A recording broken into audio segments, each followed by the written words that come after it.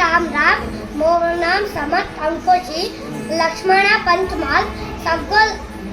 घर ओपनिंग अंगड़ी ओपनिंग रईतु सगलंग फैमिली अंगड़ी ओपनिंग नमस्ते welcome to all opening ceremony नमस्कार ನನ್ನ ಹೆಸರು ಸಿದ್ಧಾರ್ಥ ಅಂಕೋಶಿ ನಮ್ಮ ತಾತನ ಹೆಸರು ಲಕ್ಷ್ಮಣ ಪಂಚಮಹಲ್ ಇದು ನಮ್ಮ ತಾತನ ಮನೆ ಇದು ನಮ್ಮ ತಾತನ ಅಂಗಡಿ